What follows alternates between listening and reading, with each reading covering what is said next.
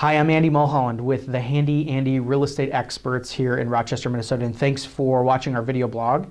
Today we're going to talk about appraisal challenges that a buyer and a seller may face in today's market and how to handle them. But before we go there, I do want to point you to a couple links here on our video blog. The first link is a home evaluation link where you can find the value, potential value of what your home may be in today's market. Just click that link, type in your property address, and it'll give you an idea of what it may be worth. The other link is a home search tool where you'll be able to shop every listing from every company here in our MLS and have the same access to that data as us agents do as well.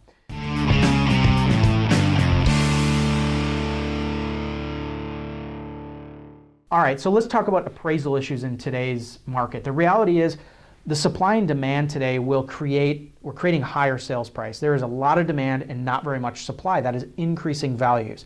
Problem is appraisals don't always catch up to that. Supply and demand will create that value, but the appraisals and appraisers may disagree that that's actually what it's worth. And so sometimes, more common today than ever, we have appraisal issues where the appraiser thinks it's worth less than what the buyer's wanting to pay for it. And now the buyer can't get the loan. So what happens? Well, you have a couple options. One is the buyer can dispute that appraisal and potentially ask for and pay for another one for a second opinion. They may be able to renegotiate with the seller to have the seller come down, meet them halfway. The seller and the buyer could agree that the buyer would bring the difference to closing in cash. So if the buyer was going to buy it for $100,000 but it only appraised for $90,000, the buyer then would agree to bring $10,000 in cash to closing and cover the difference so they could still get the loan. So that's an option as well. Or the buyer could cancel the purchase agreement. The way that we write our offers for our buyers is we make it contingent upon that appraisal. And if it doesn't appraise, the buyer can walk away and retain their earnest money that they put down. So those are some of the options that a buyer may have. Now, another thing to keep in mind here, especially for sellers, is that an FHA appraisal sticks with the property.